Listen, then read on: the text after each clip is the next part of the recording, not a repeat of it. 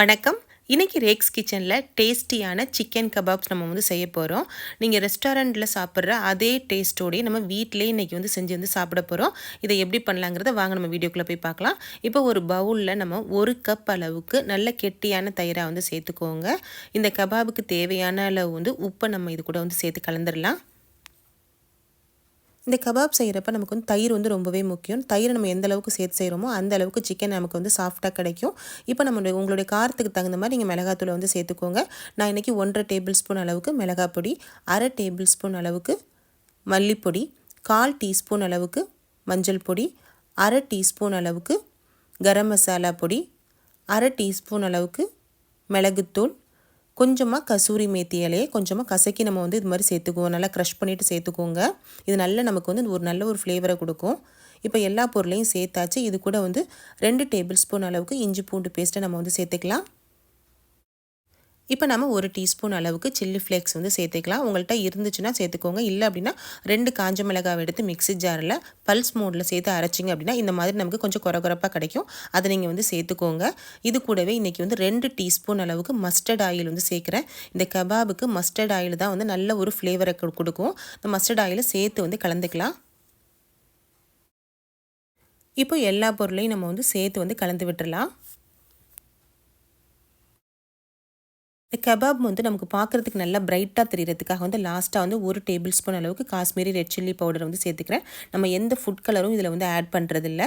அதுக்கு பதிலாக நம்ம கலருக்காக வந்து காஷ்மீரி ரெட் சில்லி பவுடர் மட்டும் நம்ம வந்து இதில் ஆட் பண்ணிக்கிட்டோம் அப்படின்னா நல்லா நமக்கு வந்து ரெட்டிஷாக பார்க்குறதுக்கும் ரொம்ப நல்லாயிருக்கும். அதுக்காக தான் இந்த வந்து ரெட் சில்லி பவுடர் நம்ம சேர்க்குறோம்.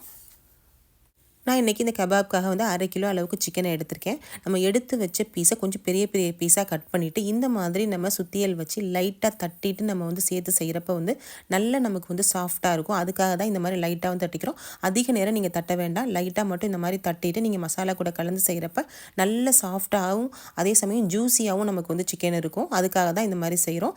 இப்போ நம்ம தட்டி வச்ச எல்லா சிக்கனையும் நம்ம வந்து மசாலா கூட சேர்த்து வந்து கலந்துடலாம். இந்த சிக்கன் கபாப்க்கு நம்ம போன்லெஸ் சிக்கன், போன் சிக்கன் ரெண்டையுமே யூஸ் பண்ணி செய்யலாம். ரொம்ப நல்லாயிருக்கும்.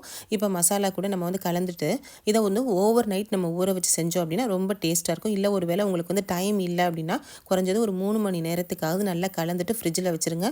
3 மணி நேரம் கழிச்சிட்டு இந்த மாதிரி வந்து ஒரு குச்சியில் வந்து இதுக்கான கபாப்க்குனே ஒரு ஸ்டிக் இருக்குது. இதில் நீங்கள் வந்து இருந்துச்சு அப்படின்னா வந்து இதில் வந்து கோத்துட்டு நம்ம வந்து டவால போட்டு எடுத்தோம் அப்படின்னா நமக்கு ஈஸியாக இருக்கும். இல்லை ஒரு வேளை இந்த ஸ்டிக் இல்லை அப்படின்னாலும் நம்ம வந்து தோசைக்கல்லில் வந்து டைரெக்டாகவே நம்ம வந்து சிக்கனை வந்து போட்டு எடுத்துடலாம். அதுவும் வந்து நல்லா தான் இருக்கும். கலந்து வச்ச எல்லா சிக்கனையுமே இந்த மாதிரி வந்து ஸ்டிக்கில் வந்து நான் வந்து போட்டு வச்சுட்டேன். இப்போ அடுப்பில் டவாவை வச்சுட்டு 4 டேபிள் ஸ்பூன் அளவுக்கு எண்ணெயை வந்து சேர்த்தாச்சு. எண்ணெய் காஞ்சி வந்த பிறகு நம்ம ரெடி பண்ணி வச்ச சிக்கனை வந்து இதில் எடுத்து வச்சிடலாம். நம்ம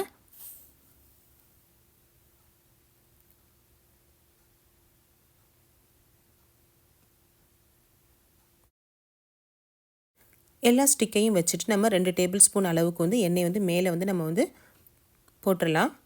இதை நம்ம வந்து கரெக்டாக ஒரு 7 நிமிஷத்துக்கு வந்து மீடியம் ஃப்ளேமில் வச்சு குக் பண்ணிக்கோங்க. இதில் நமக்கு குக் பண்ணுற டைம் வந்து நம்ம வந்து கரெக்டாக நம்ம செஞ்சோம் அப்படின்னா நமக்கு வந்து சாஃப்டாக கிடைக்கும். 7 நிமிஷத்துக்கு பிறகு நம்ம வந்து சிக்கனை வந்து திருப்பி போட்டுடலாம். இந்த மாதிரி நீங்கள் லைட்டாக ஸ்டிக் அப்படி திருப்பினீங்கனாலே ஈஸியாக நமக்கு வந்து திருப்ப வரும். நல்லா ஒரு பக்கம் எல்லாமே வந்து செவந்து வந்துருச்சு. இப்போ மறுபக்கம் ஃபுல்லாக எல்லா ஸ்டிக்கையுமே நம்ம திருப்பி போட்டுட்டு 1 டேபிள் ஸ்பூன் அளவுக்கு எண்ணெயை சேர்த்துருவோம். மறுபக்கமும் ஒரு 7 நிமிஷம் வந்து கரெக்டாக 7 நிமிஷத்துக்கு வந்து குக் ஆகட்டும். இப்போ நம்ம அடுத்த 7 நிமிஷம் ஆகிடுச்சு. நம்ம 2 பக்கமுமே சிக்கன் வந்து நமக்கு சூப்பராக ரெடி ஆகிடுச்சு. நம்ம வெந்த சிக்கனை இந்த மாதிரி எடுத்துகிட்டு பக்கத்தில் உள்ள அடுப்பில் இந்த மாதிரி ஒரு 3 நிமிஷத்துக்கு மட்டும் நீங்கள் காமிச்சிங்க அப்படின்னா ஓரங்கள் எல்லாமே நல்லா வந்து செவந்து நல்லா ஒரு கொஞ்சம் வந்து நல்ல ஒரு ஃப்ளேவர் கொடுக்கும் நமக்கு இந்த மாதிரி நெருப்பில் லாஸ்ட்டில் நம்ம வந்து வச்சு சாப்பிட்றப்ப. லாஸ்ட்டாக 3 நிமிஷத்துக்கு நம்ம டேரெக்டாக இந்த மாதிரி ஃபயரில் குக் பண்ணுறப்ப வந்து அதோட ஃப்ளேவரும் டேஸ்ட்டும் ரொம்பவே வந்து நல்லாயிருக்கும். நம்ம ரெஸ்டாரண்ட்டில் சாப்பிட்ற அதே ஒரு ஃபீல் இருக்கும். நமக்கு ட்ரை பண்ணி பாருங்கள். இப்போ சூப்பராக டேஸ்டியான சிக்கன் கபாப் நம்ம வந்து ரெடி பண்ணியாச்சு. ஃப்ரெண்ட்ஸ், உங்களுக்கு இந்த வீடியோ பிடிச்சிருந்துச்சுன்னா லைக் பண்ணுங்கள். உங்கள் நண்பர்களுக்கெல்லாம் ஷேர் பண்ணுங்கள். கூடவே நம்ம சேனலை மறக்காமல் சப்ஸ்கிரைப் பண்ணிக்கோங்க. தேங்க்யூ.